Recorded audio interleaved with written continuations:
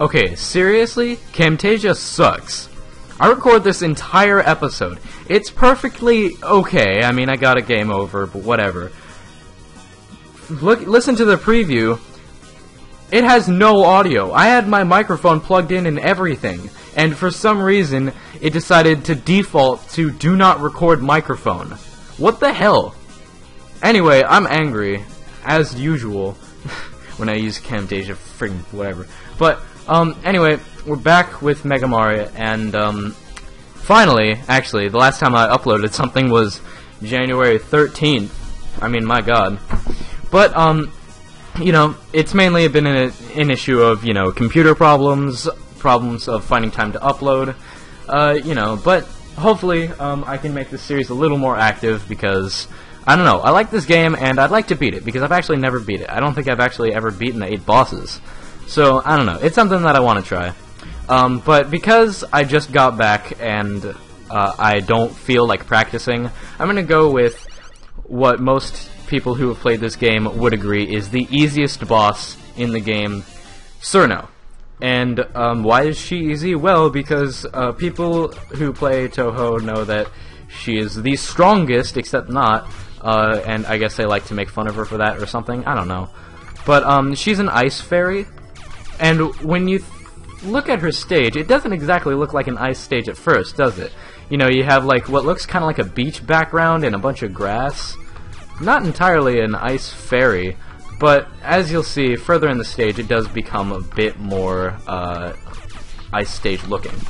Here we have one of the most annoying enemies in the entire game, in my opinion, is that little fairy thing that floats around and drops petals. That thing, Lily White. She is by far one of the most annoying enemies in this game. She takes way too many hits to kill, has such an irregular, like, traveling pattern, and those petal things always seem to get me somehow. But, regardless, she's not that, like, difficult to take down. She can just be really annoying sometimes.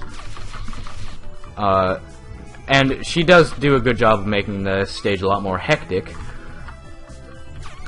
Here, this area is not entirely too difficult. You just have to do some kind of tricky jumping with those FOEs.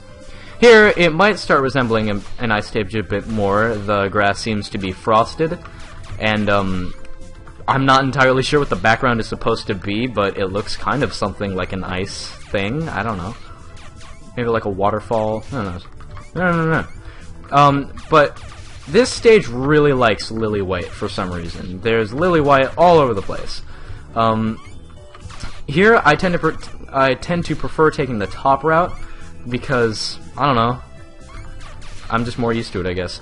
Here, this little area, I have actually never been able to get through without taking multiple hits. So, you know, have fun luck with this part. It's really difficult, but I don't know. Here, we actually have a chance for Alice to become useful. In this area, it's very difficult with Marissa to actually kill these FOEs from a distance without getting hit. But even when I use Alice, I get hit. But anyway, because Alice has her laser beams which constantly cause damage, they can be really useful in that area. Anyway, here the stages has fully evolved into what looks like an actual ice stage. You have your, your ice platforms, your ice physics, which are always annoying. Dropping icicles, that's pretty annoying too. And also, fairies all over the place. Generally, you want to be really careful in this area because there are so many things that this game is going to try to use to slip you up, and, you know, those weird balls being one of them, and just the ice physics don't exactly make it easier. Here, Alice is also useful because killing those things can be kind of a pain. Those FOEs, I mean. And now, we are on to Cirno. That was really quick, actually, wow. Yeah, you can actually moonwalk into this stage, I think, but whatever. Anyway, Cirno has a fairly irregular pattern, that is to say that some of her, she has like 3 attacking patterns, and she activates them at complete random. This kind of barrage of icicles can actually be fairly easy to dodge, just because they seem to kind of dance around you at times. This ball of ice has actually a much smaller hitbox than you may assume. Even though I died, but I only attribute that to both of my characters being low in health and the fact that I haven't practiced in this game for like a month. But you know, it's fine because we have multiple lives and we can always go at this again. But as you can see, Cerna seems to have some kind of allergy to the Mega Buster. Now, as you okay. Well, I guess you'll just have to take my word on the fact that this, that, like, weird snow ice globe thing has actually a much smaller hitbox than you may assume. Now, as you can see, we have the weapon here. I'm not entirely sure what the weapons are. All I remember is that, I don't think, they're really particularly useful on either characters. And because Alex? Yes. Okay, so now we have two Toho characters that are named Alex. Because Alice doesn't seem to have a weapon at this point, I'll go ahead and give her one. And now we walk away in a very stylish blue. We have White Rose...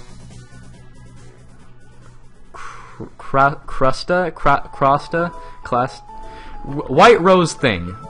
White Rose cluster, I think is what that was trying to say. My Japanese is complete shit. Anyway, now we are at the ever-familiar password screen. So, yeah. Thank you all very much for watching. I'm going to try to upload some more of MegaMari because, I don't know, I like this game and I feel like I should play it more and keep this series a bit more active. But, yeah. So, thank you all very much for watching and I will try and keep this series a bit more active. So, bye.